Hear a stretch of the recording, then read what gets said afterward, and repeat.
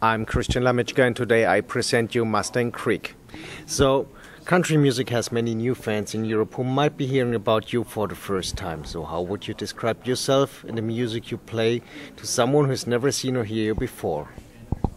Well, first of all, anyone who's familiar with country music knows that there's lots of actually layers of that, because you have contemporary country and pop country and then the traditionalist, and I think we're probably kind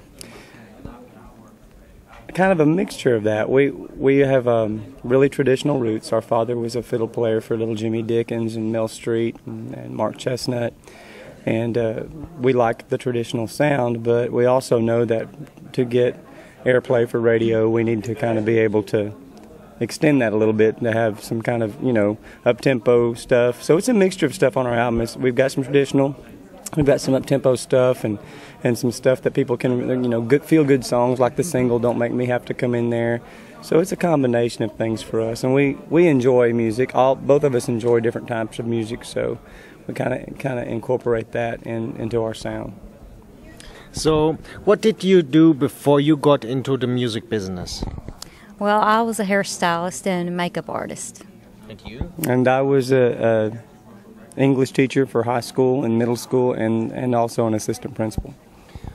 How much creative control do you have over your music? We have a lot of creative control over our music.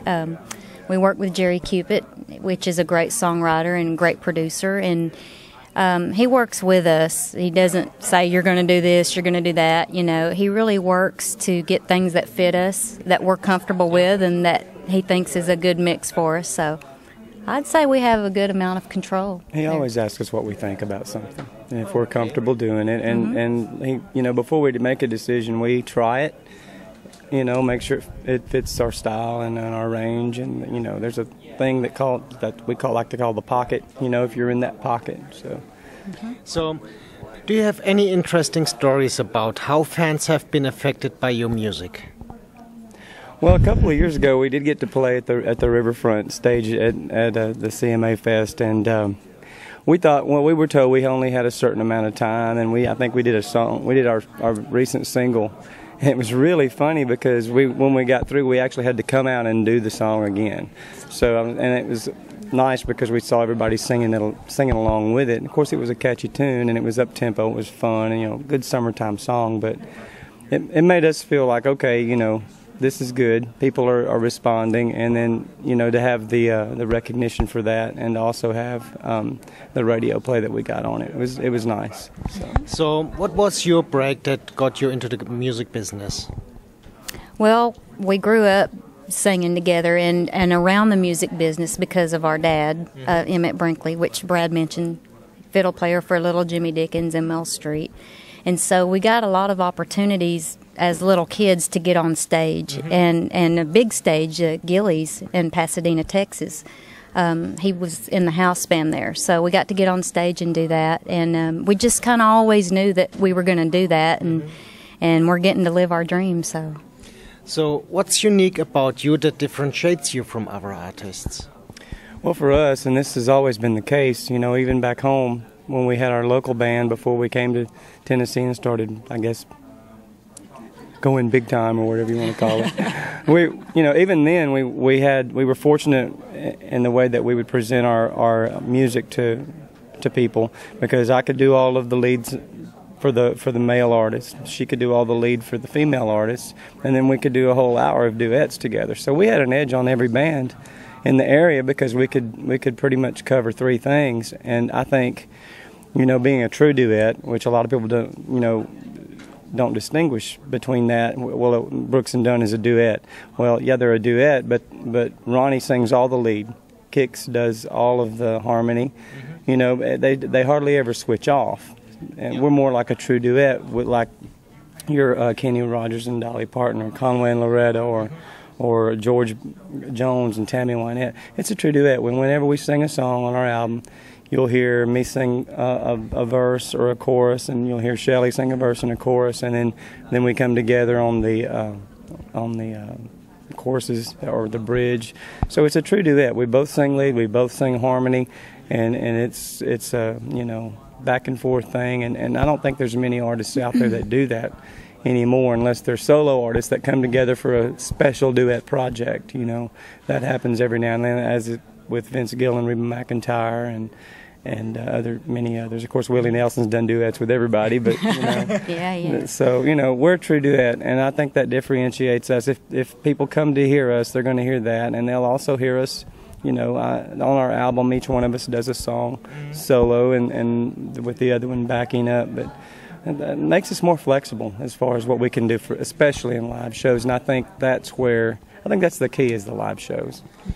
Many music fans today get their information about artists via the internet. Do you have your own website, and what will fans find there? Go ahead. Well, we do have our own website. You can go to cupidmusic.com, and you'll get information there on us, Mustang Creek. There's a bio, there's a tour schedule, and certain times of the month, if you get on there at the right time, I'll put a story on there about Brad. No, just kidding. Just kidding. That's the inside story stuff. Yeah. He doesn't know about that. I guess he knows now. That brings me to my next question. Road stories. You have one you can share with us? Well, there's all kinds of stories. Careful now. Okay, we have time. Well, when we were growing up, this is really, I like this story because this is like one of the few times that I got the best of her. But we were growing up, and we grew up starting singing in church, and I would sing all the harmony, and she sang all the lead because she hadn't learned how to sing harmony yet. So I was getting tired of it. And one day it was really cold, dead of winter, and we were in the house, and she's in her, you know, whatever you would wear around the house, just, you know, shorts and a T-shirt, and we're sitting there practicing, and I said, hey, I'm tired of singing all the harmony. It's your turn. You need to sing some harmony. You need to learn now. She goes, I'm not doing it. So I pushed her out the door and locked it. I said, it was cold, too. Yeah. I said, when you sing some harmony, you can come back in. It's really amazing how quickly she was inspired. That's pretty mean, isn't it? So you've got a good story about him? I'm trying to think. Don't hurt yourself. I'm trying to think of the ones that I can tell that are appropriate. Oh, well, whatever. Do they have a bleeper on this thing? No. Oh, I don't know. I think I'll just be quiet. You're going to plead the fifth? I'll plead the fifth. Y'all can find a story about me on the website. I'll put it on the website. How about that? Oh, That way good she deal. can censor the words. But Yeah. So, did we forget anything what you like to share with the fans? Well, I do want to talk about our upcoming album. It's going to be out in the fall. The single is called Don't Make Me Have to Come In There, which was written by Jerry Cupid, and we've both heard our mother say that to us. He heard it more than I did. Numerous times, but it's a fun song. It's up-tempo. I think it's a song that everyone can relate to. It's coming out in July, and if you of course, from the website, you can probably hear a clip of the song and get some information. You can buy that music there from the Cupid site. Find out everything about where we're going to be, what we're doing. You know, we have been hosting a television show on Sundays. Actually, it's on 3 times a week. It's on RFD TV. Yeah. Called Music and Motors. Okay. And we get to sing a little bit, and we interview some of the NASCAR drivers and other singers, and it's been really fun. We just finished the taping for that, and it'll run all season. But you can find information about that show on the website and what days that we will be on the show. And, you know, you can also, I think, is our video still on the website? I don't know if it's still on there or not, but it was. For Don't Make Me Have to Come In There.